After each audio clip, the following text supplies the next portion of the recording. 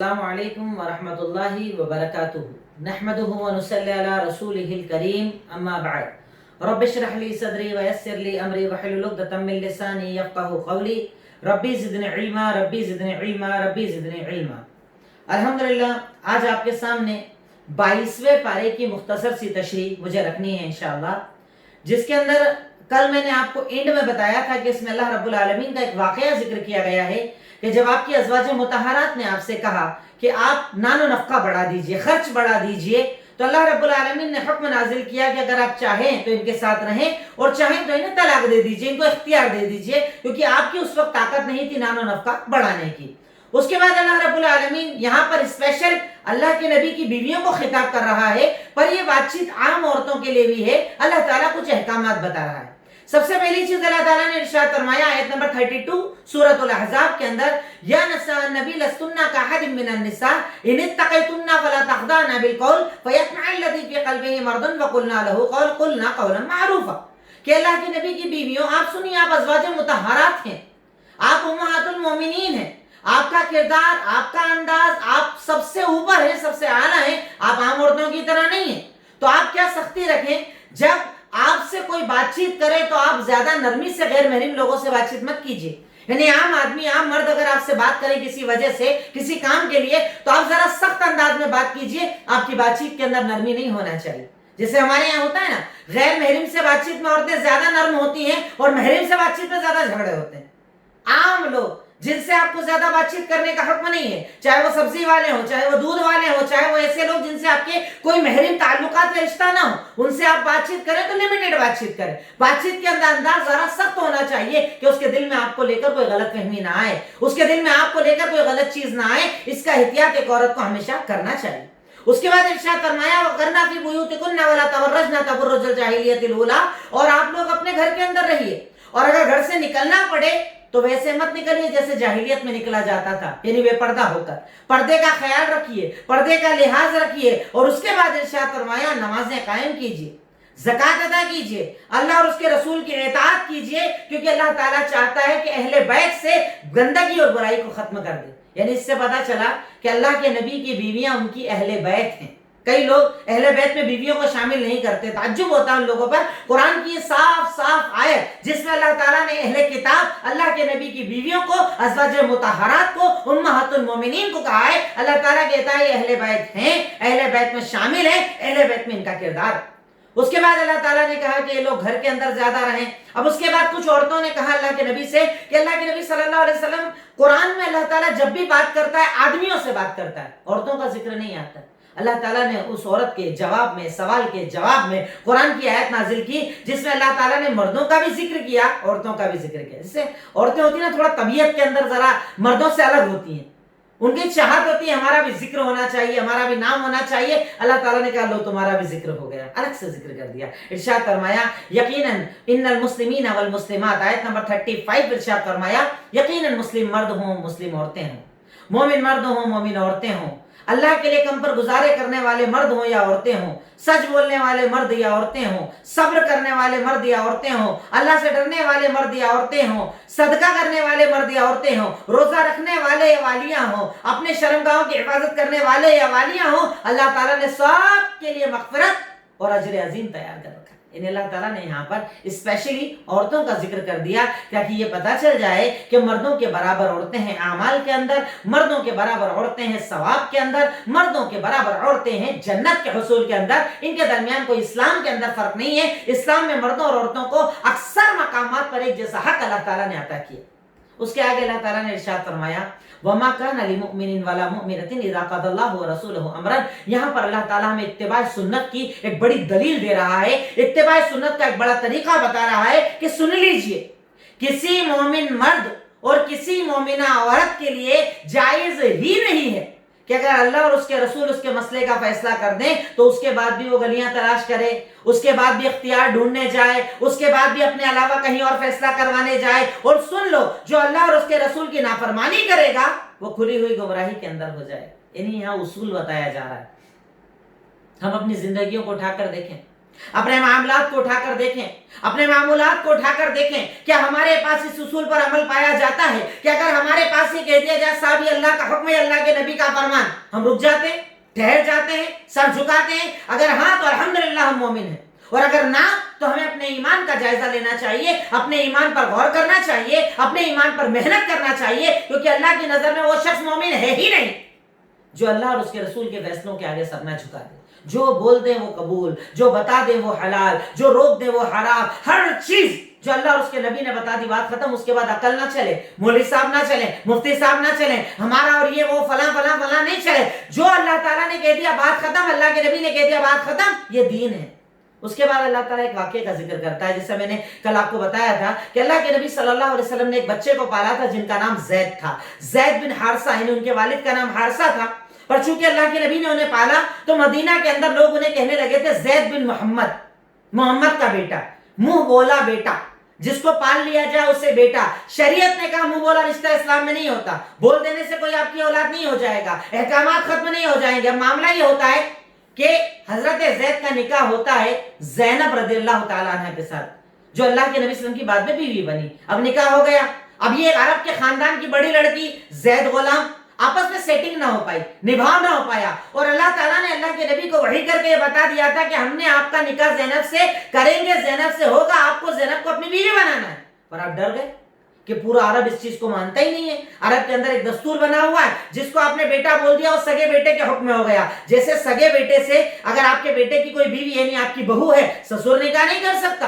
पर यहां पर यह बताना मकसद था कि यह हुक्म सगी औलाद के लिए, मुंह बोले रिश्तों के लिए नहीं है। अब अल्लाह ताला ने हुक्म दिया कि जब जैद से हमने निकाह करा दिया, उनके मामलात पूरे हो गए, उसके बाद जैद से उनका तलाक हो गया, अब हमने आपका निकाह ज़ैनब से करवाया। अल्लाह के नबी को बड़ा टेंशन था, बड़ी फिक्र थी कि अगर मैं इससे शादी करूंगा अरब क्या कहेगा, मुआशरा क्या कहेगा। तब अल्लाह ताला ने कहा कि आपके, देखिए मैंने इससे पहले एक मर्तबा बताया सीरत की क्लास के अंदर कि अल्लाह के नबी के हर निकाह के पीछे कोई ना कोई मकसद था, वरना कोई जरूरत नहीं थी कि 9 और 10 आपके निकाह करवाए जाए। अल्लाह ताला के हर चीज के पीछे मकसद थी, बताना कि तलाकशुदा से निकाह हो सकता है, मुतल्लका से निकाह हो सकता है, बड़ी से हो सकता है, छोटी से हो सकता है, सरदार से हो सकता है, मुंह बोले रिश्तों में निकाह हो सकता है, ये बताना मकसद था। अल्लाह ताला कहता है कि हमने आपका निकाह, यानी जैद ने निकाह किया, जैद से तलाक हुआ, फिर हजरत ज़ैनब रज़ियल्लाहु ताला अन्हा आपकी बीवी और उम्महातुल मोमिनीन यानी हमारी मां बनी, वो इस वजह से।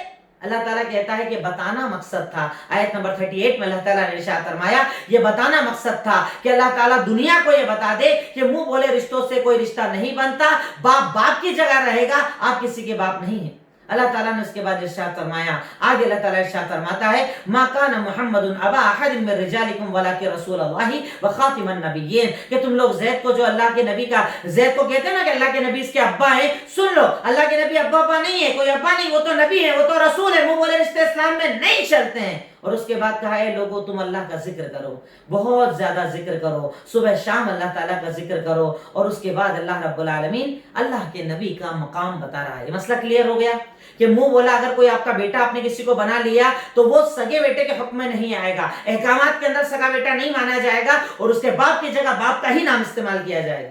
उसके बाद अल्लाह ताला अल्लाह के नबी का मकाम बता रहा है कि आपकी जिम्मेदारियां अल्लाह ताला ने क्या दी थी। आयत नंबर 45 में इरशाद फरमाया, या अय्युहन नबी, ए नबी सुनिए, इन्ना अरसलनाका शाहिदन व मुबश्शिरन व नज़ीरा व दाइयन इलल्लाहि बिइज़निहि व सिराजम मुनीरा।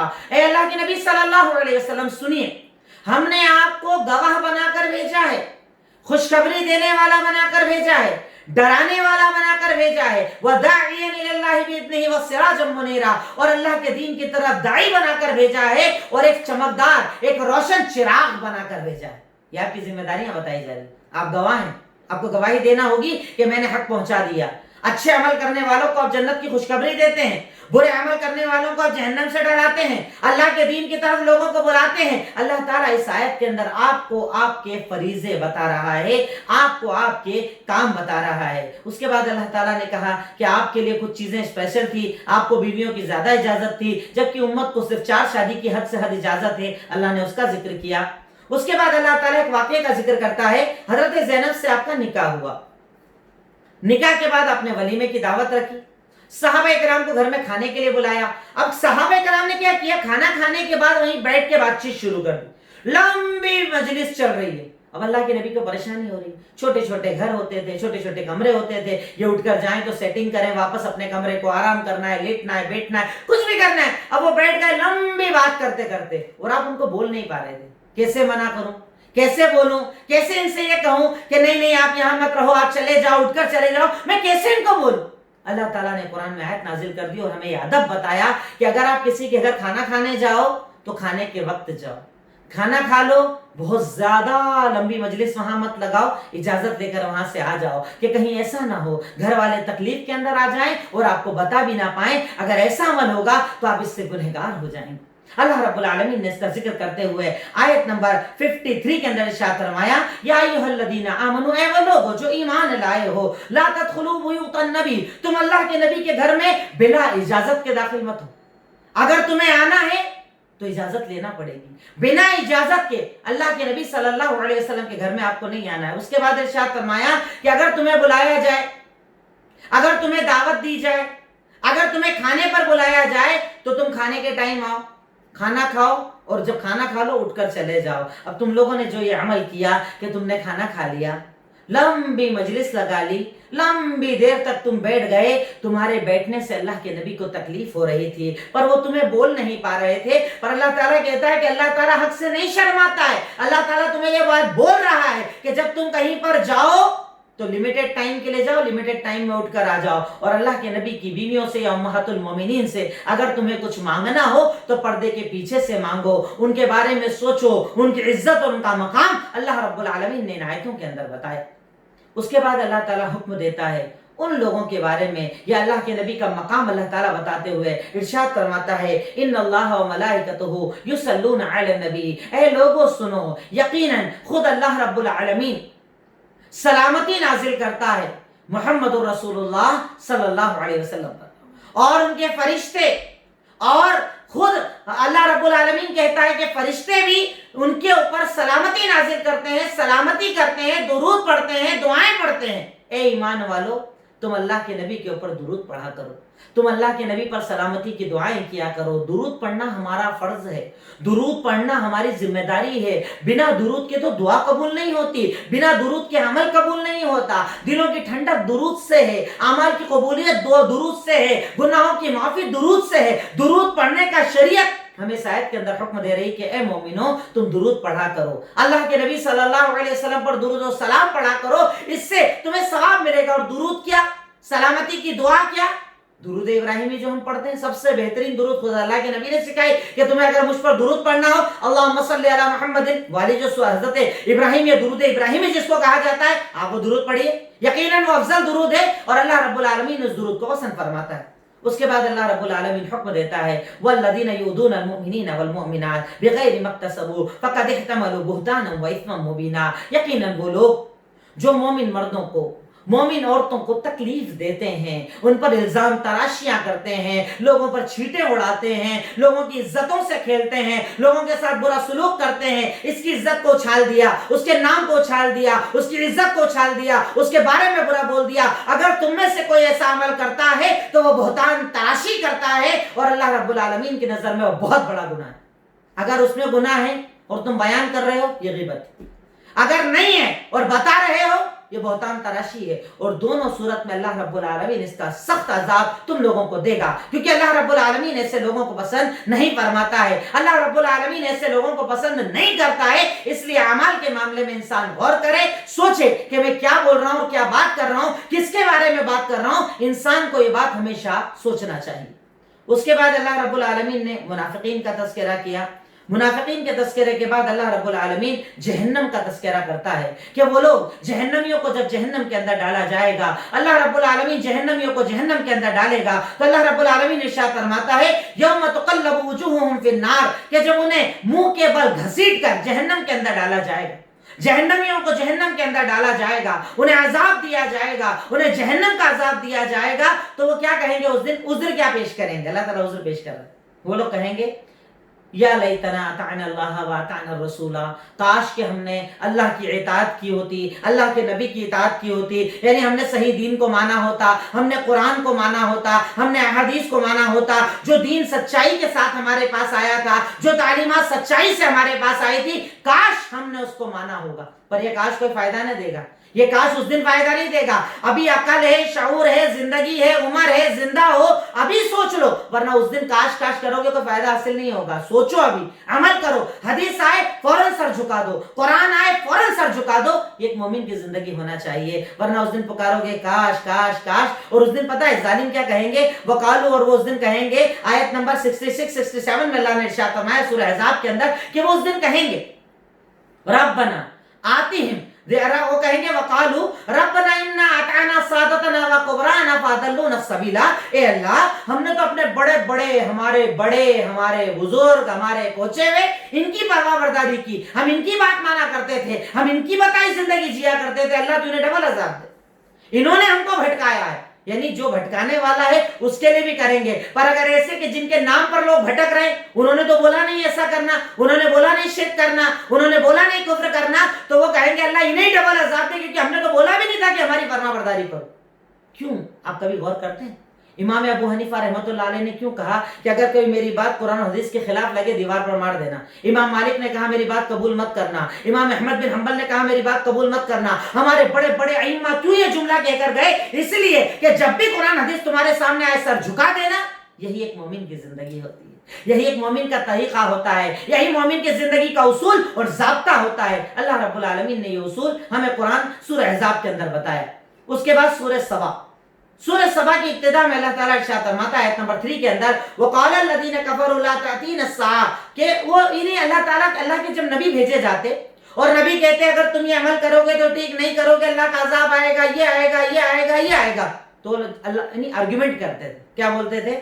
لے کر عذاب لا کر دکھاؤ، کب آئے گا عذاب لا کر دکھاؤ۔ اللہ تعالیٰ کہتا ہے بلا ورب لتأتینکم عالم الغیب، یاد رکھو وہ عالم الغیب تم پر عذاب لے کر آئے گا، لا يعزب عنہ مثقال ذرۃ فی السماوات ولا فی الارض، سن لو پورے آسمان کے اندر، پوری زمین کے اندر کوئی چیز اللہ سے چھپی ہوئی نہیں، ذرے کے برابر کوئی چیز ایسی نہیں جو اللہ کے علم سے چھپی ہوئی ہے، ہر چیز اللہ کے علم میں ہے، اور ہر چیز کو اللہ رب العالمین جاننے والا ہے، اللہ سے کچھ بھی چھپا ہوا نہیں ہے، اللہ ہر چیز کا علم رکھنے والا ہے۔ اور اس کے بعد فرمایا نہ چھوٹا نہ بڑا، ہر چیز کو اللہ تعالیٰ جانتا ہے۔ یعنی یہاں پر اللہ رب العالمین اپنی خلقت، اپنی طاقت، اپنی قدرت ہم لوگوں کو بتا رہا ہے۔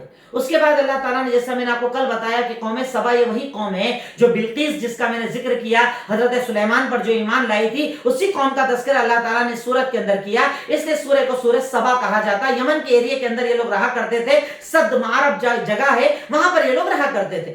اللہ رب العالمین وہ واقعہ جو میں نے آپ کو بتایا تھا نا، آج وہ واقعہ یہاں پر آ رہا ہے آیت نمبر 13 اور 14 کے اندر کہ حضرت سلیمان علیہ السلام کے حکم سے جنات کام کرتے تھے۔ اب آپ ایسے لکڑی لگا کر کھڑے ہو گئے، محل بنا رہے ہیں، کام کر رہے ہیں، دن ہو گیا کام کر رہے ہیں، رات ہو گئی کام کر رہے ہیں، اب سمجھ میں نہیں آ رہا، حضرت سلیمان دیکھ رہے ہیں ڈر کے مارے کام کرنا پڑ رہا ہے۔ ان کا انتقال اسی حالت میں کھڑے کھڑے ہو گیا تھا۔ اللہ تعالیٰ کہتا ہے کہ ان کی لکڑی کے اوپر میں نے ایک جانور، ایک کیڑے کو لگایا، کیڑا جو لکڑی کو کھا جاتا ہے، دیمک وغیرہ جیسی ایک کیڑا ہوتا ہے، اس نے لکڑی کو کھایا، جب لکڑی گل گئی، حضرت سلیمان علیہ السلام نیچے زمین پر آ گئے، تب جنات کو پتا چلا کہ ارے ان کا تو انتقال ہو گیا، اور اپن ڈر کے مارے کام کرے چلے جا رہے۔ اللہ تعالیٰ یہاں پر ذکر کرتا ہے کہ جنات بھی غیب نہیں جانتے، جنات بھی غیب نہیں جانتے۔ اللہ تعالیٰ کہتا ہے آیت نمبر 14 کے اندر سورہ سبا میں فَلَمَّا قَضَيْنَا عَلَيْهِ الْمَوْتِ، یہ واقعہ میں آپ کو بتا چکا ہوں، ٹھیک ہے؟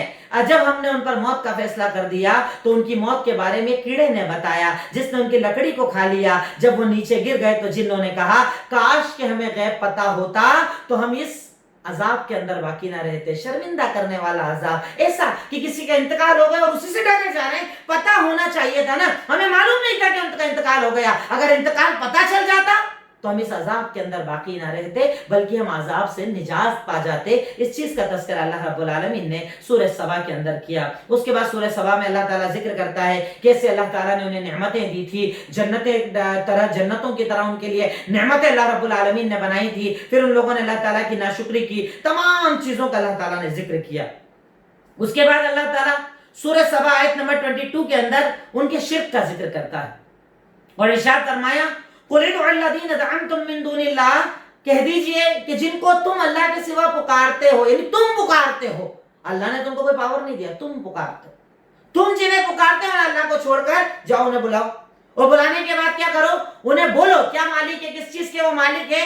تو اللہ تعالیٰ کہتا ہے مثقال ذرۃ، ذرے کے برابر، نہ آسمان میں ان کی کوئی ملکیت میں چیز ہے، نہ زمین میں ان کے پاس کوئی چیز ہے، ان کی کوئی اوقات اور حیثیت نہیں ہے، جن کو تم شریک کرتے ان کی حیثیت نہیں ہے، اور نہ ان کا سپورٹ کرنے والوں کی کوئی حیثیت ہے، وہ کچھ نہیں جانتے، ان کے اختیار کے اندر کچھ بھی نہیں ہے۔ پھر اس کے بعد اللہ رب العالمین سورہ سبا آیت نمبر 28 کے اندر اپنے نبی کا ایک اور مقام، ایک اور یعنی جو آپ کو اسپیشلٹی اللہ تعالیٰ نے دی تھی وہ بتایا۔ جیسے پیچھے میں نے آپ کے سامنے نبیوں کا تذکرہ کیا، کتنے نبیوں کا ذکر کیا؟ اب ایک ہی وقت میں حضرت ابراہیم اور لوط دونوں نبی تھے، موسیٰ اور ہارون دونوں نبی تھے، کئی وقت ایسے گزرے کہ دنیا میں ایک ہی وقت میں کئی نبی ہوتے، پر الگ الگ ملک کے الگ الگ نبی۔ جیسے مثال کے طور پر ہندوستان اس وقت کا جو علاقہ ہوگا وہاں کے نبی الگ، آگے کے الگ، ادھر کے الگ، ادھر کے الگ، پر یہ صرف آپ کے اور میرے نبی کی خاصیت تھی کہ آپ کو جب اللہ تعالیٰ نے نبی بنایا تو آپ کو اللہ تعالیٰ نے یہ معجزہ دیا کہ آپ کو ساری کائنات کے لیے نبی بنا کر بھیجا گیا۔ انسان تو انسان، جنوں کے بھی آپ نبی تھے، اور اب آپ کے بعد اللہ تعالیٰ نے قیامت تک کے لیے نبوت کا سلسلہ بند کر دیا، یعنی قیامت تک جو بھی اس دنیا کے اندر پیدا ہوگا اگر اسے نبوت کا اقرار کرنا ہے تو وہ ایک نبوت ہے، محمد الرسول اللہ صلی اللہ علیہ وسلم کی نبوت۔ لوگ ہمارے یہاں کئی بار کہتے ہیں ارے اتنے بڑے، ان کو نہیں پتا کیا، ہم تو ان کی سن رہے ہیں، ہم تو ان کی سن رہے ہیں۔ میں کہتا ہوں کہ آپ حدیث نہیں پڑھتے۔ ارے اللہ تعالیٰ نے آپ کے اور میرے نبی کو وہ مقام دیا کہ ارشاد فرمایا کہ لو کان موسیٰ حیا ما وسعہ الا اتباعی، کہ اگر میرے بعد حضرت موسیٰ علیہ السلام کو بھی دنیا کے اندر بھیج دیا جائے تو وہ بھی میری پیروی کریں گے۔ اور سنو، اگر میرے بعد موسیٰ ہیں تم مجھے چھوڑ کر ان کی پیروی کر لو، لَزَلَلْتُمْ عَنْ سَوَاءِ السَّبِيلِ، تم سیدھے راستے سے بھٹک جاؤ گے، گمراہ ہو جاؤ گے۔ یعنی میرے بات تو نبی کی بھی نہیں چلے گی، اللہ کے نبی نے بتایا۔ آپ کے سامنے نبی کی نہیں چلے گی تو کسی اور کی چلے گی؟ نہیں چلے گی۔ اللہ تعالیٰ کہتا ہے اس آیت کے اندر ارشاد فرمایا وَمَا أَرْسَلْنَاكَ إِلَّا كَافَّةً لِلنَّاسِ بَشِيرًا وَنَذِيرًا، کہ یقیناً اے محمد الرسول اللہ صلی اللہ علیہ وسلم ہم نے آپ کو ساری کائنات کے لیے بشیر اور نذیر بنا کر بھیجا۔ بشیر مطلب خوشخبری دینے والا جنت کی، نذیر مطلب ڈرانے والا جہنم سے۔ اچھے عمل کرو جنت ملے گی، برے عمل کرو جہنم ملے گا۔ اللہ تعالیٰ کہتا ہے کہ ہم نے آپ کو بشیر اور نذیر دونوں بنا کر بھیجا ہے، اور اس کے بعد کہا وَلَكِنْ أَكْثَرَ النَّاسِ لَا يَعْلَمُونَ، لیکن اکثر لوگ سمجھتے نہیں ہیں، جانتے نہیں ہیں، اس بات پر غور نہیں کرتے، اس بات پر فکر نہیں کرتے، جبکہ ان کو سمجھنا چاہیے کہ اللہ رب العالمین ہی ہر چیز کا جاننے والا، طاقت والا اور قدرت والا ہے۔ اس کے بعد نبی کی نافرمانیوں کا اللہ نے تذکرہ کیا کہ کیسے لوگ نبی کی نافرمانیاں کیا کرتے تھے، ان کی بات نہیں مانتے تھے۔ اس کے بعد اللہ تعالیٰ کہتا ہے کہ جو تم اللہ کے نبی میں کنفیوز ہو نا کہ ان کی نبوت سچی نہیں، وہ سچے نبی نہیں، اللہ نے انہیں دین نہیں دیا، خود سے گھڑ کر لائے ہیں، اللہ تعالیٰ کہتا ہے اچھا ایسا کرو تم لوگ۔ آیت نمبر 46 سورہ سبا میں اللہ تعالیٰ کہتا ہے قُلْ إِنَّمَا أَعِظُكُمْ بِوَاحِدَةٍ، میں تمہیں ایک چیز کی نصیحت کرتا ہوں، کیا کرو؟ تم دو یا ایک ہو کر پہلے کھڑے ہو جاؤ، غور کرو پہلے 40 سالوں تمہارے اندر رحم کا کردار کیسا تھا، کیریکٹر کیسا تھا، کیا کرتے تھے کیا نہیں کرتے تھے، یہ تھے وہ تھے، سارا غور کر لو، اور اس کے بعد بتاؤ ثم تتفکروا ما بصاحبکم من جن، اس کے بعد غور کر کے بتاؤ تم کو لگتا ہے کہ حضرت محمد صلی اللہ علیہ وسلم مجنون ہیں، جادوگر ہیں، پاگل ہیں، دیوانے ہیں؟ ارے 40 سال تمہارے اندر رہے، یہ وہی تو ہیں جن کو تم صادق کہتے تھے، یہ وہی تو ہیں جن کو تم امانت دار کہتے تھے، ان کے اخلاق ان کے کردار کو تم جانتے ہو، کیسے تم ان کے اوپر یہ الزام لگاتے ہو، کیسے تم ان کے بارے میں کہتے ہو کہ وہ مجنون ہے، وہ پاگل ہے، وہ بددین ہے؟ کیا تم ان کو بارے میں غور نہیں کرتے؟ انہیں اللہ تعالیٰ یہاں پر سوچنے پر مجبور کر رہا ہے۔ سوچو، غور کرو، ذرا دماغ لگاؤ کہ پہلے بھی تو تمہارے پاس رہے، تم نے دیکھا ان کے اندر کوئی خرابی، دیکھی تم نے کوئی کمی، اب تم کیسے ان کے اوپر الزام لگاتے ہو؟ مطلب یہ تمہارا الزام لگانا غلط ہے، اور اللہ رب العالمین اس الزام تراشی کے نتیجے میں تم پر عذاب نازل کرے گا۔ اس کے بعد سورہ فاطر مطلب پھاڑنے والا، کھولنے والا، فطرہ۔ اللہ تعالیٰ کہتا ہے اس نے پہلی مرتبہ آسمانوں کو کھولا، زمینوں کو بنایا، پہلی مرتبہ تخلیق کرنے والا ہے، کیونکہ اللہ تعالیٰ نے سورت کے اندر تخلیقات کا ذکر کیا، بہت ساری اپنی قدرتوں کا ذکر کیا ہے۔ اللہ تعالیٰ اس کے اندر اپنی قدرت بتاتے ہوئے آیت نمبر 9 کے اندر ارشاد فرماتا ہے وَاللَّهُ الَّذِي أَرْسَلَ الرِّيَاحَ، وہی تو اللہ تعالیٰ کی ذات ہے جو بادلوں کو بھیجتا ہے، بادل پانی کو لے کر آتے ہیں، پھر اللہ تعالیٰ کہتا ہے جہاں اللہ چاہتا ہے نا उस जमीन पर वो बारिश बरसाते हैं। और देखिए बारिश तो कैसी कुदरत है अल्लाह की। आपने कई बार देखा है, एक शहर में, एक गांव में, एक इलाके में, एक मोहल्ले में आधी जगह बारिश, आधी जगह बारिश नहीं। हिंदुस्तान के अंदर आधी जगह बारिश, आधी जगह नहीं। कहीं सूखा पड़ रहा है, कहीं बाढ़ आ रही है। अल्लाह कहता है ये मेरी कुदरत है, ये मेरा निजाम है, ये मेरा सिस्टम है। दुनिया की सारी ताकत मिलकर बारिश नहीं बरसा सकती अगर मैं ना चाहूं। अल्लाह कहता है मैं लाता हूं, बादलों को हुक्म देता हूं, जहां चाहता हूं बरसाता हूं और उस जमीन को जिंदा कर देता हूं, बंजर से जिंदा कर देता हूं। अल्लाह ताला कहता है ये मेरी कुदरत है, ये मेरी ताकत है। और जब इतनी बड़ी ताकत, कुव्वत, कुदरत, इतना बड़ा आसमान, इतनी बड़ी जमीन, ये समंदर, ये बड़ी बड़ी दुनिया की तख्लीकात जिसके हुक्म से चल रही है कि एक वायरस से तुम मौत के डर से घरों के अंदर बैठे हो, तुम्हारी औकात क्या है, तुम्हारी हैसियत क्या है? डर गए, मौत का खौफ लगा, सारी दुनिया बंद हो गई। अल्लाह कहता है इतनी बड़ी खिलकत और ताकत को चलाने वाला कौन? अल्लाह रब्बुल आलमीन। तो उसके बाद अल्लाह ताला कहता है कि जब अल्लाह ही हर चीज की ताकत रखने वाला, मन काना युरीदुल इज्जा फलिल्लाहिल इज्जतु जमीआ, ये उसूल याद रख लेना। ये उसूल है। आयत नंबर 10 सूरह फातिर के अंदर अल्लाह रब्बुल आलमीन मुसलमानों को, हम लोगों को एक उसूल बता रहा है कि याद रखना, इज्जत सिर्फ अल्लाह के हाथ में, वही इज्जत का देने वाला है। लगा देने दो मीडिया को पूरी ताकत, बिक जाने दो गोदी मीडिया को, बताने दो मुसलमानों के खिलाफ न्यूज, पर एक बात याद रखोगे, इज्जत का देने वाला कौन? अल्लाह। सारी दुनिया अगर जलील करने पर आ जाए और तुम अपने अमल को अच्छा बना लो, अपने आप को बेहतर बना लो, अपने किरदार कैरेक्टर को बेहतर बना लो, अपने आप को तालीम और खिदमत में आगे बढ़ा दो, इंशाअल्लाह ये सारी दुनिया एक तरफ, अल्लाह तुम्हें इज्जत दे। क्योंकि अल्लाह ताला कहता है मन कान युरीदुल इज्जा, अगर तुम में से कोई इज्जत चाहता है फइन्नल फलिल्लाहिल इज्जतु जमीआ, कि इस कायनात में जितनी भी इज्जत है वो सब अल्लाह के इख्तियार में है। व तुइज्जु मन तशा व तुज़िल्लु मन तशा, तू जिसे चाहता है इज्जत देता है और जिसे चाहता है जलील करता है। कफ़ारे मक्का ने कहा कि मुसलमानों को जलील करेंगे, मोहम्मदुर रसूलुल्लाह को जलील करेंगे, मार कर आ जाएंगे, खत्म करके आ जाएंगे। अल्लाह देने पर आया तो मोहम्मदुर रसूलुल्लाह की इज्जत बाकी है और अबू जहल खत्म हो गया। मूसा को मिटाने आए, फिरौन खत्म हो गया, नमरूद खत्म हो गया, शद्दाद खत्म हो गया, सारी ताकतें खत्म हो गई। बाकी रहे वो जिनको अल्लाह इज्जत देना चाहता है। अल्लाह की इज्जत पर यकीन रखो, वही इज्जत का देने वाला है। उसके बाद अल्लाह ताला फिर अपनी कुदरत बताता है कि वही तो अल्लाह ताला है जो दिन से रात को निकालता है, रात से दिन को निकालता है, सूरज चांद को उसके मदार पर, उसके फिक्स जगह पर चलाता है, उसके सेटिंग को बनाने वाला अल्लाह। उसके बाद कहता है तुम जिनको पुकारते हो ना अल्लाह को छोड़कर, अल्लाह कहता मैंने तो आसमान बनाया, जमीन बनाई, खिलकत बनाई, पानी बनाया, बारिश बनाई, समंदर बनाया, पहाड़ बनाए, ये वो सारी नेमतें मेरी है। अब तुम जिनको पुकारते हो ना, बताओ क्या वो खजूर के ऊपर जो छिलका होता है ना वो भी पैदा करने की ताकत रखते हैं? अल्लाहू अकबर। अल्लाह ताला के कलाम में क्या एजाज है कि अल्लाह ताला ने जुमला क्या इस्तेमाल किया। अल्लाह ने बोला नहीं खजूर बना के दिखाओ, गुटली बनाकर दिखाओ। आप खजूर अभी खा रहे हैं, रमजान का सीजन है, खजूर की गुटली के ऊपर हल्की सी झिल्ली बनी हुई होती है, बारीक सी झिल्ली, लेयर बनी हुई होती है। अल्लाह ताला कह रहा है जिनको तुम पुकारते हो ना लेयर बनाने की भी औकात नहीं होगी, ताकत नहीं है, खुद के लिए कुछ नहीं कर सकते, तुम्हारे लिए क्या करेंगे? कितमीर का लफ्ज इस्तेमाल किया कि वो भी बनाने की उनकी ताकत नहीं, मतलब इबादत के लायक जात सिर्फ अल्लाह की है, वही अता करने वाला और वही देने वाला है। इसी आयत की अगली आयत, आयत नंबर 15 सूरह फातिर के अंदर अल्लाह ताला ये भी बताता है कि या अय्युहन्नास, ये उसूल है, हम याद रखें इंशाअल्लाह कि या अय्युहन्नास, ए लोगों, अंतुमुल फुकरा इलल्लाह, तुम सब अल्लाह के फकीर हो। इस कायनात में अगर कोई बेनियाज जात है, काबिल तारीफ जात है, ऐसी जात जिसकी तारीफ की जाए, जो बेनियाज है, जो किसी का मोहताज नहीं है, वो सिर्फ अल्लाह रब्बुल आलमीन। तुम तो फकीर हो, फकीर हो, मोहताज हो, तो अब क्या करें हम लोग? भाई जब हम फकीर है तो हम क्या करेंगे? अपनी फकीरी का इजहार करेंगे। अल्लाह तेरे आगे झुकता हूँ, अल्लाह तुझसे मांगता हूँ, हाथ तेरे आगे उठाता हूँ, सर तेरे आगे झुकाता हूँ, देने वाला तू, अता करने वाला तू, सुनने वाला तू, जानने वाला तू, सारी ताकत कुदरत तेरी।